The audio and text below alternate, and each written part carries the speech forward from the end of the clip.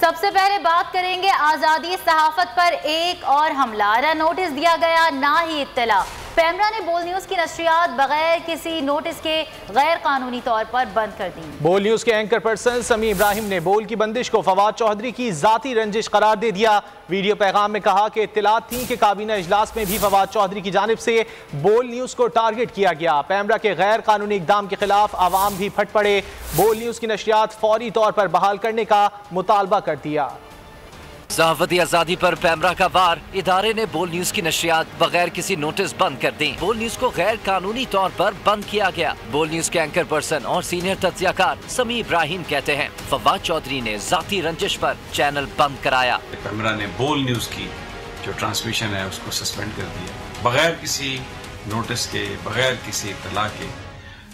और कल से हमें ये खबरें आ रही थी कि काबीना के इजलास में वज़ीर इत्तलात व नशरियात ने ख़ास तौर पर बोल को टारगेट किया है कि हम वायलेंस को इंटाइज कर रहे हैं, लब्बैक की मदद कर रहे हैं। हालांकि हमारी जो भी स्टोरीज थी उसका मकसद यही था कि मुल्क में अमन अमान हो, मामला हल हो, और अगर नाजायज़ किसी के साथ जुल्म हो रहा है तो वो ना हो। जावेद चौधरी के प्रोग्राम में मेरी गुफ्तगू के दौरान फैसला हुआ। जो एक तो हुकूमत ये गलत बयानी से काम कर रही है कि जी वो कहते हैं फ्रेंच एम्बेसडर को निकालें, ये तो मुआहदे में शामिल ही नहीं है। आप मुआहदा उठा के देख लीजिए। फैसले को समी इब्राहिम ने सहाफत पर कारी ज़र्ब करार दे दिया। सीनियर तज्जियाकार आरिफ हमीद भट्टी भी बोल न्यूज के हक में बोल पड़े। वज़ीर आज़म इमरान खान से मुतालबा किया कि बोल न्यूज की नशरियात फौरी तौर पर बहाल की जाएं। मेरी वज़ीर आज़म पाकिस्तान मोहतरम इमरान खान साहब से गुजारिश है कि जो बोल टीवी पर पैमरा की तरफ से पाबंदी लगाई गई है उसे फौरी फिल खत्म किया जाए। बोल न्यूज बंद होने पर शहरी भी पैमरा से नाराज हो गए। अवाम ने हुकूमत से बोल की नशरियात फौरी बहाल करने का मुतालबा कर दिया। बोल न्यूज की इंतजामिया ने चैनल बंदिश का मामला तमाम मुतालिका फोरम्स पर उठाने का फैसला कर दिया।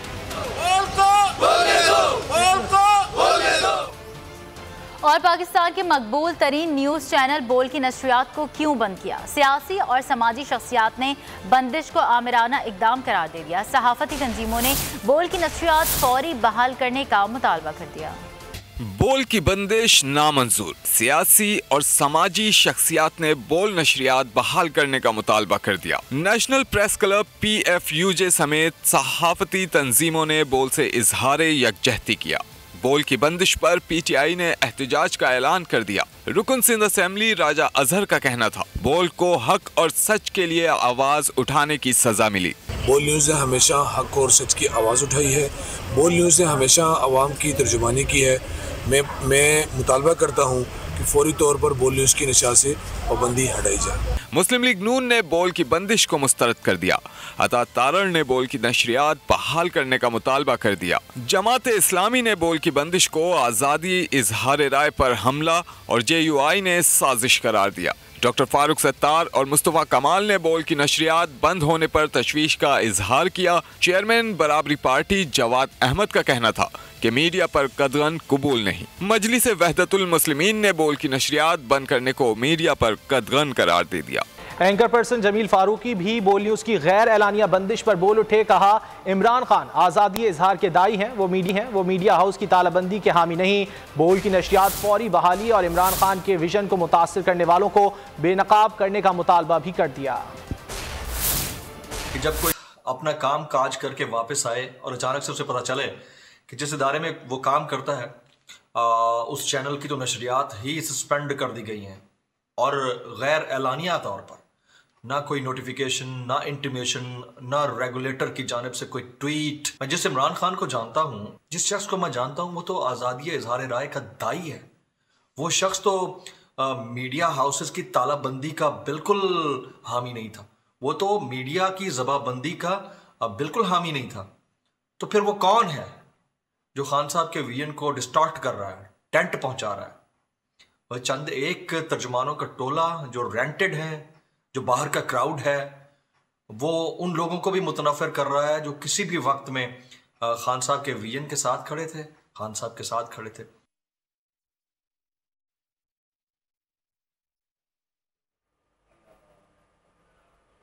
ताजिर बिरादरी ने भी बोल के हक में आवाज़ बुलंद कर दी। कराची में ताजिर बिरादरी के हवाले से आपको बताएं तो उनके इत्तेहाद के रहनुमा अतीक मीर बोले, बोल टीवी की नशरियात पर पाबंदी हुकूमत का गैर जमहूरी इकदाम है। वज़ीर आज़म मीडिया पर पाबंदी लगाने के बजाय अवामी मसाइल के हल पर तवज्जो दें। जमहूरी माशरों में इजहार राय की खुली छूट होनी चाहिए। ऑल सिटी ताजिर इत्तेहाद के सदर शर्जील गोपलानी का कहना था, ताजिर बिरादरी बोल टीवी की नशरियात पर पाबंदी को मुस्तरद करती है। बोल ने हमेशा हक और सच की आवाज़ को ऐवान बाला तक पहुंचाया। आर्मी चीफ, वज़ीर आज़म, chief justice of Pakistan PEMRA के इक़दाम का नोटिस लें। और अब जिक्र वबाई सूरत हाल का। मुल्क में आलमगीर वबा कोरोना से मजीद 17 अफराद इंतकाल कर गए, जिसके बाद मजमूई अमवात 28,431 हो गई। NCOC के मुताबिक एक दिन में 45,093 टेस्ट किए गए, जिसमें से 659 अफराद में मुहलिक वबा की तशखीस हुई। 24 घंटे के दौरान कोरोना मुस्बत मरीजों की शरह 1.46% रही। NCOC के मुताबिक मुल्क में 1,395 अफराद की हालत अब भी तशवीशनाक है।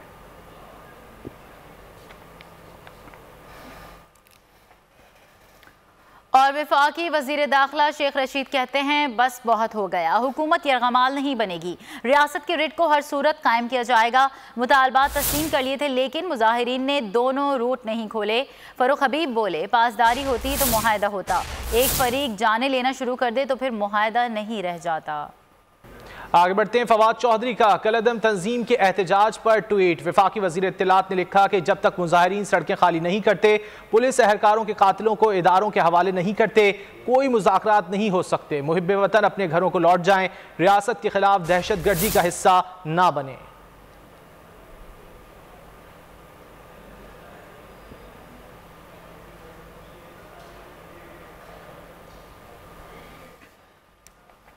वज़ीर आज़म इमरान खान ने कौमी सलामती कमेटी का इजलास आज तलब कर लिया। इजलास में वफाकी वज़रा, आला अस्करी हुक्काम और इंटेलिजेंस सरबराहान शरीक होंगे। इजलास में कौमी सलामती से मुतालिक दीगर उमूर भी ज़ेरे गौर आएंगे। मुल्क के बड़ों की बैठक, वज़ीर आज़म इमरान खान की ज़ेर सदारत कौमी सलामती कमेटी का इजलास आज होगा। वज़ीर इत्तलात फवाद चौधरी ने ट्वीट में कहा कि कौमी सलामती कमेटी का इजलास मजहबी जमात की गैर कानूनी सरगर्मियों के पेश नज़र तलब किया गया है। इजलास में वफाकी वज़रा, आला अस्करी हुक्काम और इंटेलिजेंस सरबराहान शरीक होंगे। कलअदम ग्रुप के पुरतशद्दुद एहतजाज के बाइस पंजाब और इस्लामाबाद में हंगामी सूरत हाल है। पंजाब में 2 माह के लिए रेंजर्स को तैनात किया गया है, जबकि इस्लामाबाद में दाखिले के तमाम अहम रास्ते मुकम्मल तौर पर बंद हैं।